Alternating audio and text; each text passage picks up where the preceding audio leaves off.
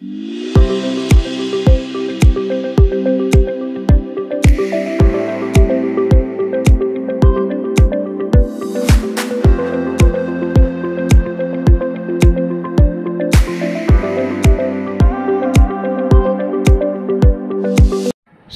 বরফের চাদরে মোড়া অরুণাচল প্রদেশ। যেদিকেই দু চোখ যায় শুধু সাদা আর সাদা। এই সুন্দর প্রকৃতিকে উপভোগ করতে আমরা চলে গেছিলাম অরুণাচল প্রদেশ। আমরা আজকের ভিডিওতে যে টপিক নিয়ে আলোচনা করব সেটা হলো আমরা সাঙ্গেতসার লেক হয়ে কিভাবে বুমলা পাসে পৌঁছেছিলাম, সেটাই আমি আপনাদের সাথে তুলে ধরব। সবাই বলে কাশ্মীর নাকি ভূস্বর্গ। অরুণাচল প্রদেশকে ভূস্বর্গের থেকে কিছু কম আমার মনে হয়নি, কেননা কাশ্মীরে আমি যেগুলো দেখেছি অরুণাচল প্রদেশে তার থেকে কিছু কম আমি পাইনি। বরং ভিন্ন স্বাদের মন শান্ত করা কিছু পরিবেশ আমি পেয়েছি। চারিদিকের এই অপরূপ সৌন্দর্য আমি উপলব্ধি করতে পেরেছি, যেগুলোর টানে বারবার পাহাড়ে ছুটে যাই। আমরা এখন আছি সাঙ্গেতসার লেক, যেটা মাধুরী লেক নামে পরিচিত। মাধুরী দীক্ষিতের তন্হাই তন্হাই গানের শুটিং এখানে হয়েছিল। তখন তো টিভিতে সেটা দেখেছি, আর এখন সামনাসামনি সেটা উপভোগ করলাম। সত্যি এই জায়গাটা কিন্তু অসাধারণ ছিল। এক একটা জায়গায় প্রকৃতির এক একটা রূপ ভিন্ন স্বাদের হয়, আর সেই স্বাদ উপভোগ করতে আমরা ভ্রমণ পিপাসু বাঙালিরা বারবার ছুটে যাই।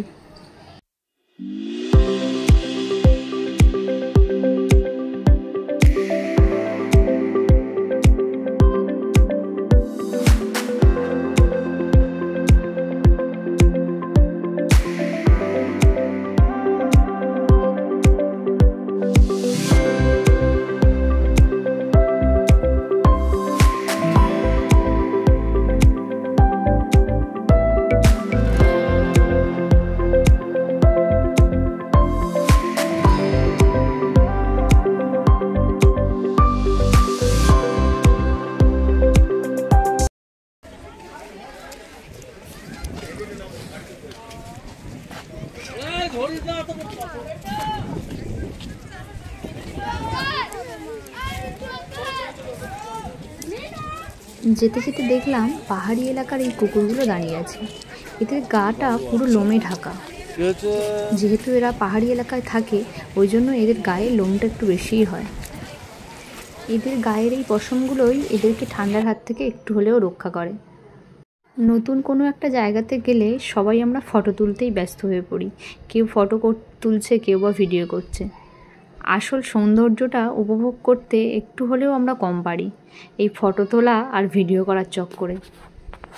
তবে এই প্রাকৃতিক সৌন্দর্যকে একটু ক্যামেরাবন্দি না করে নিলেও হয় না, কেননা এগুলো আমরা পরে দেখতে পারবো। আমরা এখন একটা সরু ব্রিজের উপর দিয়ে হাঁটছি। নিচে দিয়ে জল বয়ে যাচ্ছে, আর আমরা সেই ব্রিজের উপর দিয়ে হেঁটে যাচ্ছি। সামনেই লেকটা পড়বে, মাধুরী লেক যেটা। চলো সামনে এগিয়ে যাই আমরা।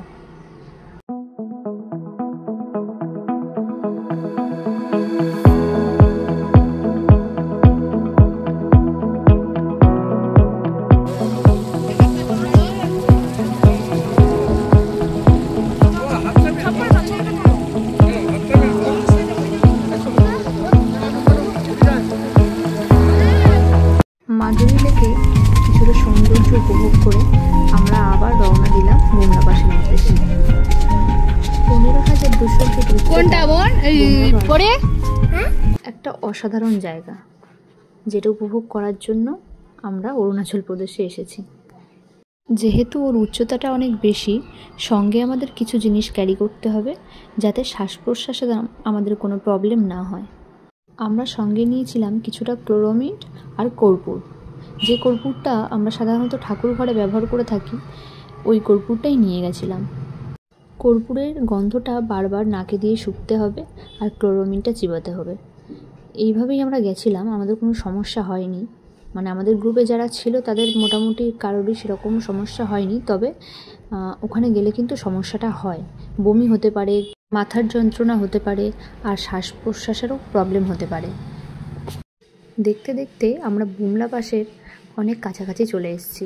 যত উপরে উঠছি সৌন্দর্য যেন আরও বেশি প্রকাশ হচ্ছে। এই সৌন্দর্য সত্যিই অনবদ্য, যেটা মুখে প্রকাশ করা সম্ভব নয়।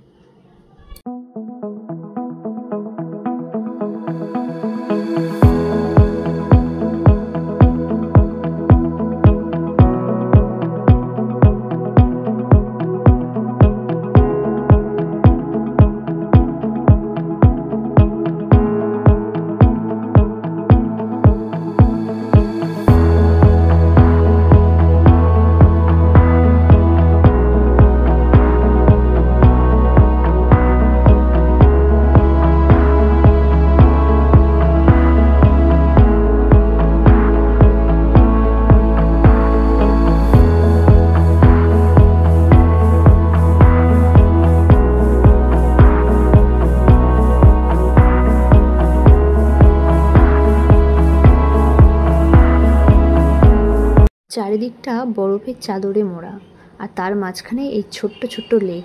এইগুলো সত্যি খুব সুন্দর লাগছিল দেখতে। বুমলা পাশের মেন যে আকর্ষণ ইন্ডিয়া চায়না বর্ডার, ওখানে গিয়ে ফটো বা ভিডিও শ্যুট করা যাবে না। আমরা সবাই আমাদের দেশকে ভালোবাসি, তো আমরা কেউই চাইবো না একটা ফটো বা ভিডিও শ্যুট করার জন্য আমাদের দেশের কোনো সমস্যা হোক। তোমরা যারা যাবে তোমরাও খেয়াল রেখো যাতে ভবিষ্যতে কখনো আমাদের দেশকে কোনো রকম সমস্যার মুখোমুখি না পড়তে হয় একটা ভিডিও বা ফটোগ্রাফি করার মাধ্যমে। যারা আমাদের দেশের জন্য লড়াই করেছেন, নিজেদের জীবন বলিদান দিয়েছেন আমাদের দেশের জন্য, তাদের সবাইকে আমি স্যালুট জানাই। আর যাদের জন্য আমরা নিশ্চিন্তে এই জায়গাগুলো ঘুরে দেখতে পাচ্ছি, তাদেরকেও আমি স্যালুট জানাই।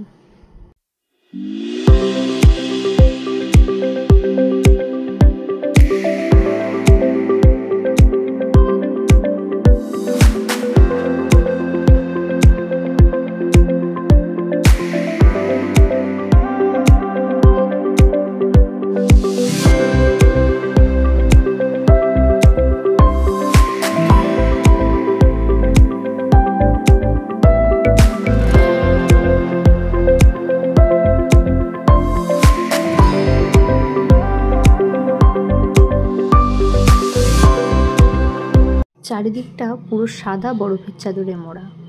এটাই হলো বুমলা পাস। কেমন লাগছে দেখতে অবশ্যই কিন্তু কমেন্ট করে জানাবে তোমরা। আমি যতটা পেরেছি রাস্তার প্রাকৃতিক সৌন্দর্যটা তুলে ধরার চেষ্টা করেছি, যেহেতু ওখানে কোনো ভিডিও বা ফটোগ্রাফি আমি করতে পারবো না। আর একটু সামনেই আমরা গাড়ি থেকে নামবো। এখানে সব গাড়িগুলো পার্কিং করা আছে। এবার এখান থেকে আমাদেরকে নিয়ে যাবে ওরা গাইড করে। এখানে খাবার, জল সব কিছুরই ব্যবস্থা আছে, কিনে নিয়ে খেতে হবে। আর এখানে যে সৈনিকগুলো থাকে তাদের ব্যবহার ভীষণ ভালো, তারা খুব ভালোভাবে গাইড করে দেবে। আর দেশের সৈনিকরা কিভাবে আমাদের দেশের জন্য লড়াই করে গেছেন সেই গল্পটাও আমাদেরকে বলে শোনাবেন এবং বোঝাবেন। চলো বন্ধুরা, টাটা। তাহলে নেক্সট ভিডিওতে আরও নতুন কিছু আপডেট দেব।